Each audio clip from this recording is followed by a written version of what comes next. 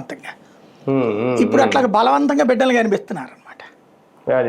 అలా తప్పించి మధ్యతరగతి అయితే మాత్రం ఖచ్చితంగా మెయింటైన్ చేస్తున్నారు.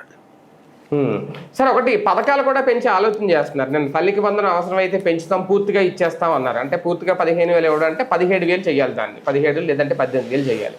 అంటే ఇలాగా నిజంగా పథకాలు పెంచితే అట్రాక్ట్ అవుతారా ప్రజలు? అంటే బేసిక్గా ఈ ప్రభుత్వమే శాశ్వతంగా ఏం రాదు, జీవితకాలం ఏం రాదు కదా. ఇప్పుడు జగన్ ఒకళ్ళకి ఇచ్చాడు, వీళ్ళు ఎంతమంది అంటే అంతమంది అన్నారు, కానీ ఒక సెక్షన్ ఆఫ్ పీపుల్కి ఇవ్వట్లేదు. ఇంకోటి రేషన్ కార్డులు అవి కూడా పీకేస్తున్నారు. పీకేసి ఫ్యామిలీ కార్డులు పెట్టి ఆ కౌంట్ను బట్టి చేస్తున్నారు. అది జరిగితే భవిష్యత్తులో ఎవరిస్తారు అక్కడ సమస్య. ఇంకోటి ఒక 30,000 40,000 వీళ్ళు అంటున్నారు కదా, 3కి 30 4కి 40 అని. నాకు తెలిసి ఇవాళ పరిస్థితుల్లో హాస్పిటల్ ఖర్చులకి సరిపోతాయి. అదే కదా, హాస్పిటల్ ఖర్చులకి తప్పించి ఆ తర్వాత రూపాయి పనికిరాదు. కనీసం వాళ్ళు బారసాల చేయాలంటే ఎంత అవుతుందండి? బారసాల చేయాలంటే పంతులు గారికి 2,000 ఇవ్వాలి కనీసం. ఆ సామాన్లు ఒక 5,000 అవుతాయి. భోజనాలు నలుగురికి పెట్టాలంటే 10-15,000 అవుతాయి. ఏ కళ్యాణ మండపం తీసుకుంటే ఇంకో 10,000 అవుతుంది.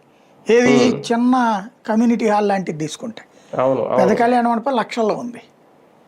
ఎక్కడ చేయగలుగుతారు ఇవాళ రోజున? అప్పుడు 3వ బిడ్డ పెడితే 3 లక్షలు, 4వ బిడ్డ పెడితే 4 లక్షలు పెట్టాలి. అప్పుడు బాగా అంటారు గ్యారంటీ. సరే, రాజకీయ అవసరాల దృష్ట్యా భవిష్యత్